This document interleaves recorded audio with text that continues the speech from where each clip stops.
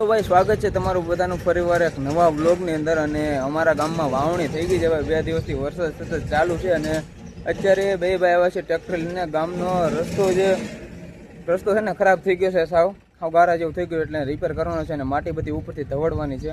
તો અત્યારે આવ્યા છે ગામમાં અને જો ટ્રેક્ટર આમ સામેની બાજુ છે અને મારી પાસે ગાડી અને જો ટ્રેક્ટર છે સામેની બાજુ। અને જો રસ્તો કંઈક આ રીતનો થઈ ગયો છે, એકદમ હાલત ખરાબ। જો રસ્તો એકદમ ખરાબ થઈ ગયો છે અને આ બધી માટી રહીને આ બધી ઢવડવાની છે। જો રસ્તો એકદમ ભાઈ બેકાર થઈ ગયો છે સાવ, એટલે સાવ દર વર્ષે ભાઈ છે ને અમારા ગામનો રસ્તો આ હાલત થઈ જાય છે। હવે જોઈએ છે ક્યારે બનાવે ક્યારે નહીં।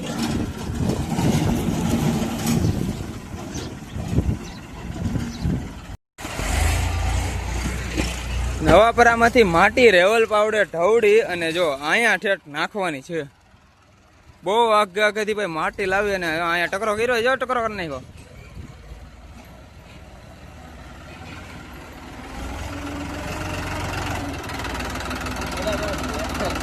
હે તો ચાલો હવે આપણે હકાવીએ ઘડીક।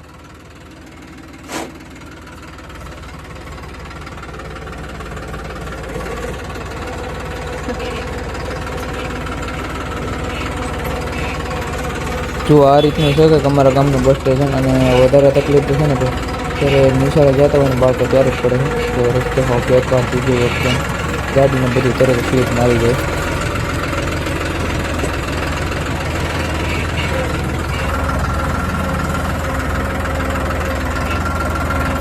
તો ભાઈ જો આ અમારા ગામનો ગોંદરો છે, અહીંયા બસ સ્ટેશન છે અને છેક અહીંથી તે છેક નવાપરા સુધી જો ભાઈ આવો એક ધારો ગારો છે અને આ રસ્તો છે મોટી નિશાળે જવાનો। જો અહીંયા નાની નિશાળ છે અને અહીંથી રસ્તો જાય છે મોટી નિશાળે, એટલે જો કાદવ જોજો તમે એકવાર પહેલા।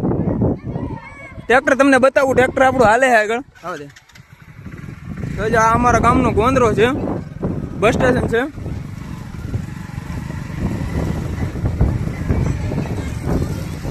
ઠેઠથી નવાપરા સુધી છે ને ભાઈ આવો ને આવો એક જ ધારો ગારો છે। ગાડી હાંકવી તો ચોમાસામાં બહુ ધ્યાન રાખવું પડે અને નિશાળે જવું હોય ને ભાઈ, એ તો બહુ તકલીફ વાળી વાત છે। આમાં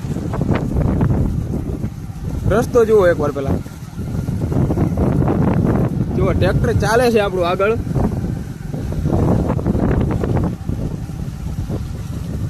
સાફ કરીએ છીએ, હવે થાય છે કે નહીં જોઈએ।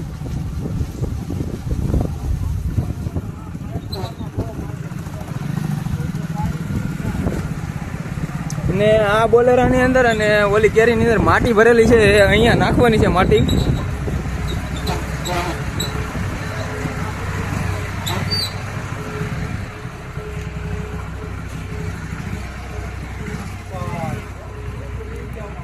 તો જો આ બોલેરાની અંદર માટી ભરેલી છે અને જો અહીંયા ઠલવવાની છે। આગળ લેવાનું જ કહીએ। જો ગોપાલભાઈ ઠલવે માટી।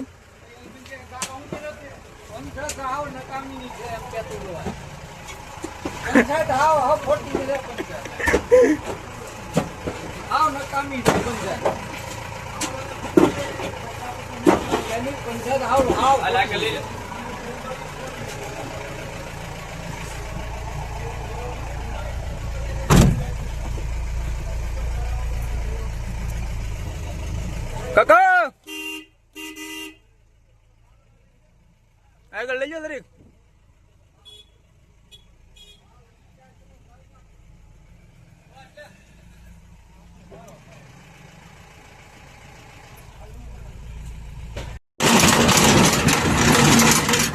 તો કામ સ્ટાર્ટ કરી દીધું છે। જો અહીંની માટી લઈ અને ઓલી બાજુ નાખવાની છે। રસ્તાની હાલત તો જુઓ એકવાર।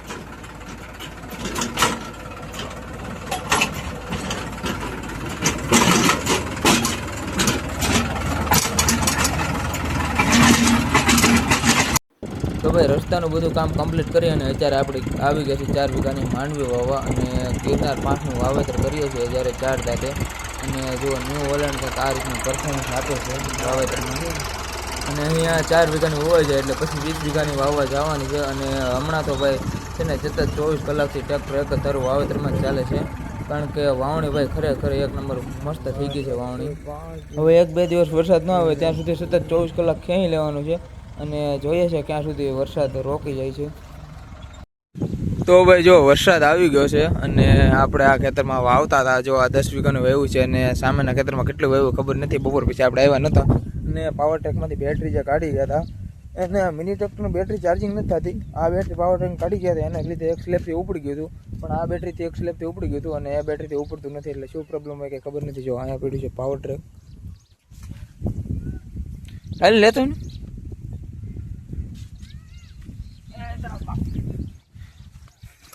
પાણી ગળી ગયું કે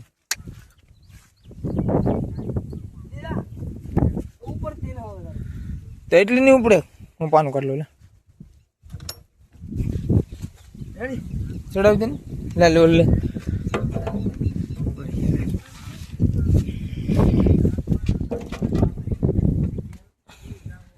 ઉપર મેક દે મેક દે લે મેક દે ફેર.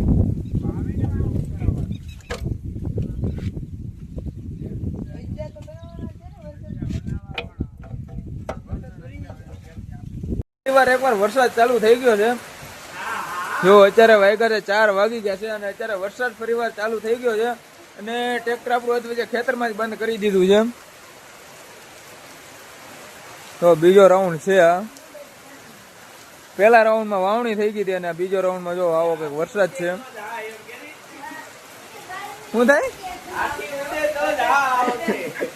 હાથી ઉડે તો આ મકાતા ફાર્મ ના માલિક છે.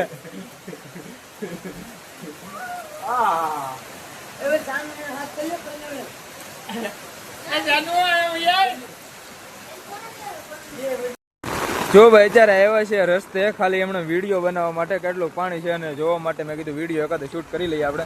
અને જો મારા દાદા આવે છે હવે ભેહું લઈને. ભેહું સારવા ગયા હતા. જો બજારા વરસાદના આવે છે. હવે કાલે નથી જવા દેવા. કાલે ભલે મારે જવું પડે ભેહું લઈને.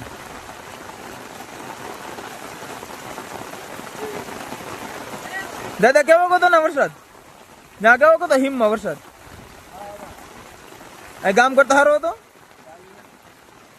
અહીંયા તો કલાકથી વરે ચલું તો સારો. વરસાદની શક્યતા બહુ છે મિત્રો. 1 કલાકથી વરે છે. જો હવે જાય છે દાદા ઘર બાજુ ધીમે ધીમે. તો મિત્રો જો મેં કાલે તમને બતાવ્યું ને એ રીતે જો આજે હજી પાછો વરસાદ શરૂ છે. કાલનો 3 વાગ્યાનો વરસે છે અને આજે હજી અત્યારે 3 વાગ્યા 24 કલાક થઈ ગયા અને જો વરસાદ શરૂ છે હજી.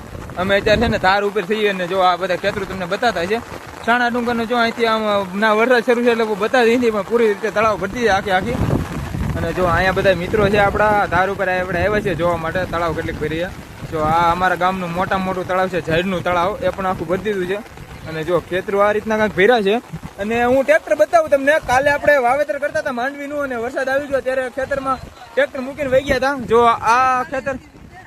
જો આ ખેતર બતાવીને તમને સીધે સીધું એ ખેતરમાં ટ્રેક્ટર પડ્યું છે. આમ ઓલા હેઠે બતાવે નહીં તમને. બિયારણે ભરેલું છે અને હજી વાવવાનું અધૂરું મૂકીને આપણે વહી ગયા હતા.